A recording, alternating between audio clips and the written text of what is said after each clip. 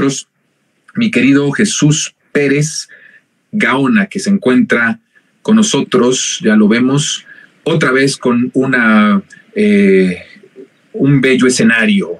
Gracias, Jonathan. Qué gusto verte, ¿cómo estás?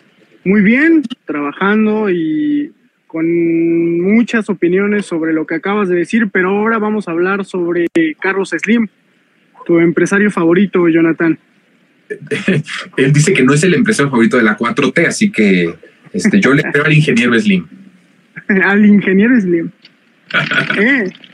Bueno, pues iniciamos rápido sobre un resumen de lo que ocurrió en las instalaciones de Imbursa. Ocurrió algo que han dicho que es atípico, pero en realidad ha ocurrido por lo menos en 2 ocasiones anteriores durante este sexenio, y en anteriores, hasta donde tengo registro, ocurrió también con Peña y antes con Calderón, que es dar una conferencia de prensa, Carlos Slim, para emitir su opinión. Lo atípico en esta situación fue que duró casi 4 horas. 4 horas en donde le preguntaron prácticamente qué libros leía, qué opinaba del futuro, qué últimas películas habían leído, y entre otras cosas le preguntaron sobre cuestiones en materia energética, en materia laboral, desde luego del cambio de régimen con Andrés Manuel, y selectivamente se escogieron algunas expresiones, pero algo de lo más importante quedó sepultado en los reportes de la prensa. Me gustaría iniciar con el final, Jonathan, contándote que para mí Carlos Slim, a diferencia de lo que ha dicho mucho de la prensa tradicional y de la opinión y los columnistas, Slim no se desmarca de la 4T, pero sí hace un Ricardo Salinas Pliego elegante. ¿Qué quiero decir con esto? Que marca su posición de diferencia con cuestiones torales claves para la 4T, como lo son que los que tienen más paguen más y que los que deben paguen sus impuestos. Él dice abiertamente, de una forma muy elegante, yo estoy en contra de eso, yo estoy en contra de un impuesto a los ricos y estoy en contra de que nos cobren más si nosotros somos los que generamos la riqueza, típico argumento de libertario del siglo XXI. Y otra cosa que me parece que lo convierte en una figura ahora de empresario rijoso al estilo de Salinas Pliego, aunque elegante, es que demanda cuestiones que para mí son irrenunciables dentro de este nuevo régimen de la 4T, para abrirle espacio de negociación a figuras que han quedado relegados en esta división del poder político y poder económico. En particular me refiero a necesitamos más inversión privada, necesitamos que el Estado proteja a los empresarios que los ha dejado descubiertos, y necesitamos que las inversiones que vayan dirigidas a los sectores claves para los inversionistas. Lo resume el propio Slim diciendo: Telmex ya no es negocio, ¿no? Como un multimillonario llorando por los centavos. Jonathan. Oye, pero también el ingeniero, bueno, yo tengo mi lectura de lo del ingeniero, hablé un monólogo completo con respecto a lo que pensaba. Me parece que Slim es uno de las creaciones del salinismo, de lo que yo llamo el salinismo neoliberal. Es uno de los hijos primogénitos de este régimen, con todo lo que eso significaba, el crear una oligarquía suficientemente poderosa para controlar regiones del país, para lo que para lo que al final vivimos como país y como pueblo en los años venideros. Estamos hablando de 30 y tantos años, ¿no? Por un lado, y también por el otro, vi que era sensato, porque creo que también el ingeniero pertenece a un grupo oligárquico que en estos momentos no está patrocinando guerra sucia en contra de López Obrador y se mantiene como en un estado mucho más sin intervención, dejando que las cosas vayan fluyendo, porque al final ellos han visto que en sus negocios no les ha ido mal, no porque sean beneficiarios de un régimen, sino porque hay verdaderamente un clima de inversión, un clima de prosperidad económica muy importante, muy interesante, y que prefieren no meter las manos en este proceso, porque incluso se vio moderado al decir: no voy a decir las críticas que tengo, hay cosas buenas, hay cosas malas, pero las malas me las reservo hasta que termine el sexenio, porque además también entendía el ingeniero que no iba, que él dijera malo, se iba a ocupar electoralmente en contra de la Cuarta Transformación, ¿no? Pero sin duda que él sigue perteneciendo a ese grupo oligárquico, a ese grupo que se benefició, que devoró al país, sin duda alguna, sigue ahí. Hay unas críticas que me parecen interesantes, no sé cómo las leas tú, tanto a Calderón como a Peña Nieto. Estamos viendo a un hombre que duplicó su fortuna en este sexenio. Pasó de 49,000 millones de dólares aproximadamente a llegar a 103,000. Se convirtió en el segundo hombre más rico no estadounidense del mundo. Y yo creo que lo propongo como una forma elegante de participar en política, Jonathan, porque no es un tipo que usa las redes sociales al estilo del dueño de TV Azteca, que lo mismo critica el físico de alguna lideresa de Morena que regala dinero a diestra y siniestra como si fuera una estrella de televisión, y al mismo tiempo está exigiendo obras y nueva inversión en su campo. No, yo creo que Carlos Slim sale a negociar, Jonathan. Yo lo que estoy viendo es un negociador rudo que le dice, estuvo muy bien lo que hicimos, pero no es suficiente. Podría incluso utilizar sus palabras para tomar la distancia. Sí, te escucho. Solamente una cosa, a ver, tendríamos que ser muy, muy serios en esto, porque no necesariamente que dupliques tú una fortuna significa que esa fortuna se duplicó por un contrato del Estado, que no lo es, ¿eh? O sea, cuando hablamos de que se duplicó la fortuna de un empresario mexicano, estamos hablando de que tiene negocios en el mundo, en muchas partes del mundo, y esto va acrecentando su fortuna, pero no significa que porque se puede malinterpretar que lo que ganó el ingeniero, porque tú hablas de que se duplicó, no tenía yo esa cifra de que duplicó, y se podría pensar que se duplicó por un contrato o por varios contratos que el gobierno le dio. O por corrupción, sí, claro. Sí le dio contratos, pero no de ese tamaño para duplicar su fortuna. O sea, él es un empresario que sale de compras mundialmente, que tiene un montón de inversiones en un montón de lados, hasta editorialmente hablando. Tiene inversión en New York Times, por ejemplo. Solo lo pongo como un ejemplo de que diversifica mucho su inversión o sus negocios a nivel internacional.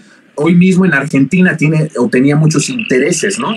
De que ganara Milei para hacer varios negocios que tiene entre manos allá en Argentina. Es decir, en ese sentido es donde yo hablo que no es una persona que haya incrementado su fortuna de la 4T, como sí lo hizo en el neoliberalismo, en el salinismo, de no ser nada en la lista de Forbes. Después de el sexenio de Carlos Salinas de Gortari, aparece ya dentro de los más ricos del país y después ya se va posicionando como de los más ricos del mundo. A eso es lo que hablo como diferencia de que pertenece a un grupo oligárquico que se benefició de ese sistema. Ahora juega un papel distinto. Tú dices negociador, sí que está negociando. ¿Qué es lo que piensas tú que está pidiendo el ingeniero? Que el próximo gobierno, que él sabe que será de la 4T, no lo contemple con sus prioridades, con su agenda y con sus inversiones. Por eso te decía que se puede traducir en lo hicimos bien este sexenio, pero no es suficiente. Es el resumen del balance que hace de su trabajo, particularmente en México y con esta administración. Te pongo dos casos. Él es un gran financiador, como un empresario que sabe la jugada, es un gran financiador de ambos bandos. Tiene candidatos en Morena, como lo son ahorita el candidato a la Miguel Hidalgo, Miguel Torruco, hijo del secretario de Turismo, Miguel Torruco. También estuvo detrás de la campaña de Omar García Harfuch a la Ciudad de México, y es muy conocido la buena relación que tiene Carlos Slim, o por lo menos que llevó, con Claudia Sheinbaum durante el paso de ella en la jefatura del gobierno. Pero eso no quita que él quiera negociar, que sus inversiones crezcan, lo cual a mí me parece peligroso en la forma en la que lo hace, porque es una forma de demostrarnos, de quitarse la máscara que se había un poco gracias al presidente López Obrador, se había puesto en este sexenio de que soy un empresario, pero soy un empresario de los buenos, soy de los que están aquí. No lo descuidemos, no nos dejemos ir por el brillo de sus, entre comillas, buenas acciones e inversiones, porque ahora yo creo que él duplica la apuesta para el nuevo sexenio para que se le tome en consideración su proyecto económico. Si algo podría caracterizar este sexenio es una profundización entre separar el poder económico del poder político, y él, por más que quiera parecer otra cosa, él es un oligarca. Claro. Que durante mucho tiempo se benefició de esa unión, de ese matrimonio entre poder político y poder económico.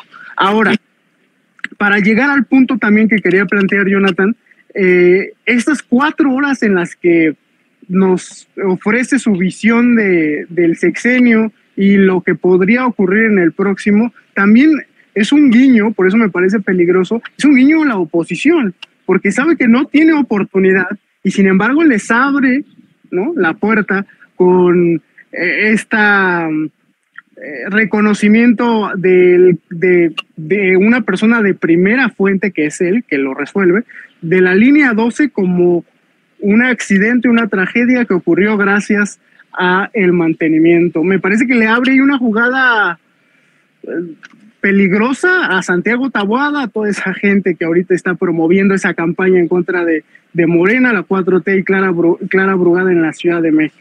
Por un lado, ¿no?, le abre la jugada a la oposición por ahí, y por el otro, como tú bien lo recalcaste hace unos momentos, le da unos zapes a Felipe Calderón y a Enrique Peña Nieto por el manejo de Cantarell y particularmente de Pemex en momentos precisamente donde calificadoras le bajan la calificación crediticia a Pemex por la gran deuda que todavía tiene. Una deuda, por favor, espectador de Sin Censura, yo sé que son críticos, que no apareció en 2018, una deuda que se fue acumulando durante décadas y que desde luego no se subsana con un sexenio de aportaciones y de colocarla como una empresa estratégica y no tener la intención de privatizarla. Creo que por ahí también manda el mensaje al próximo sexenio de que invertir en Pemex y de que controlar el gasto en beneficio de los energéticos nacionales y la soberanía podría tener su respaldo. No nos casemos rápidamente con la idea del empresario bueno, pero me parece que manda esa señal, Jonathan, me parece muy poderosa e importante. Y creo que es bien importante eso, porque hemos dicho acá en este espacio durante varias semanas atrás, y de hecho mucho antes de que saliera la conferencia del ingeniero, y decíamos, no usted crea que la oligarquía se sube al tren de la 4T porque milite en el proyecto de nación o porque verdaderamente crea que primero son los pobres. No, claro. Ninguno de los oligarcas puede pensar esto, ni ninguno de los oligarcas tiene ese sentir social. Y entonces también con esto lo que decíamos es, tampoco se vaya usted con la idea de que Carlos Slim es un buen empresario o es una persona que ya milita con nosotros o que está del lado de nosotros. Eso más bien ha sido una relación que sí existe, personal, entre López Obrador y Carlos Slim.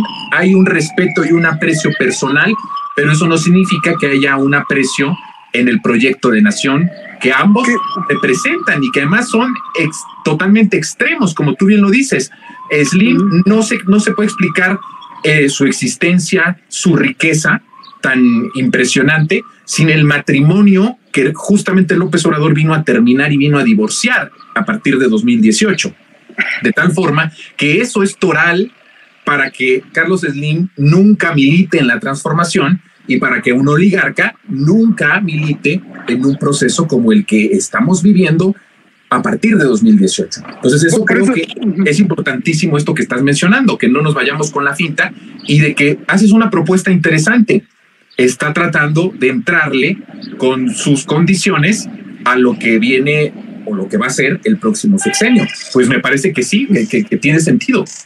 Si por un lado, por eso la metáfora de que Carlos Slim hizo un Ricardo Salinas Pliego más elegante, si por un lado está diciéndole al nuevo sexenio, yo no fui el favorito de pero dupliqué mi fortuna, hicimos las cosas no como me gustaron, pero se hicieron bien, podemos hacerlas mejor. Por un lado está diciendo eso, pero por el otro, recordemos que él, su gente y muchos de los inversionistas que lo rodean no están muy contentos, que digamos, por el aumento al salario mínimo. Esta oligarquía fue la que bloqueó los aumentos a los salarios mínimos y les pasó al costo. Bloquearon durante décadas el aumento al salario mínimo y les pasó al costo que en los meses de octubre, noviembre y diciembre, en enero bajó la tensión por las vacaciones.